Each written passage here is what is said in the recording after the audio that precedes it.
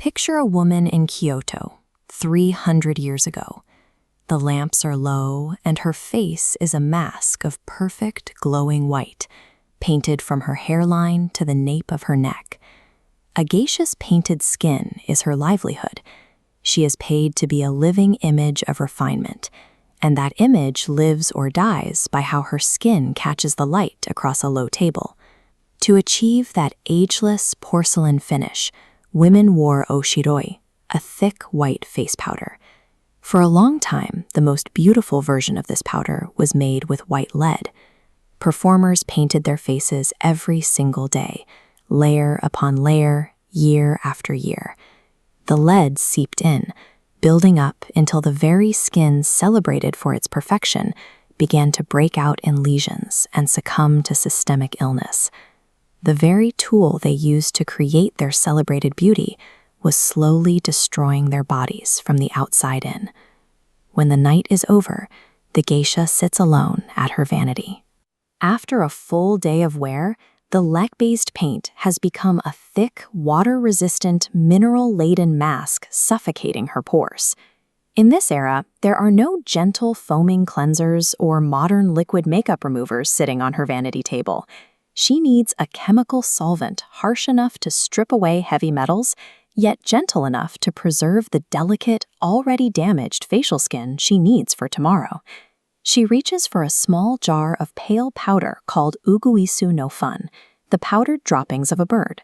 The source was the Japanese bush warbler, a small songbird whose droppings would become one of the most prized cosmetic ingredients in Japan. This repurposed technology originated with Korean textile artisans centuries earlier, during the Heian period.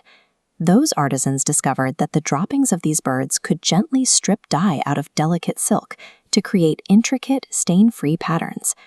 The dye-stripping trick of the weavers crossed over to the dressing room.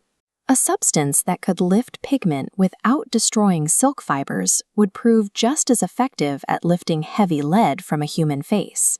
This treatment worked through genuine, verifiable chemistry rather than superstition. At high concentrations, urea is cherolytic. It breaks down the thick, dead crust of skin cells and heavy makeup residue. At lower concentrations, it acts as a humectant, drawing moisture into the newly exposed healthy skin beneath. The droppings also contain guanine, a compound with a faintly iridescent quality. It leaves behind a pearly, luminous glow that catches the lamplight across a banquet table. The droppings were sun-dried, UV-sterilized, and ground into a fine, odorless powder, transforming a waste product into a sophisticated cosmetic. This single paste performed the exfoliating, cleansing, and hydrating work of an entire modern skincare routine. Every day, the geisha lived inside this perfect, painful loop. In the morning, she applied the toxic lead that damaged her skin. At night, she applied the bird-dropping paste to heal that same damage in the name of the same beauty. Because the white mask was her identity to the world, the nightly cure was a necessity.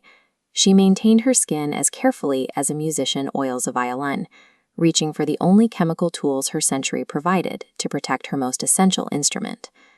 Toxic lead was eventually banned, but the bird-dropping facial survived into the modern era.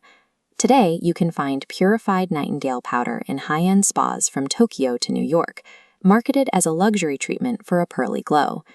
The modern experience of warm towels and soft music contrasts with the candlelit dressing rooms where the ritual began, but the active chemistry remains the same.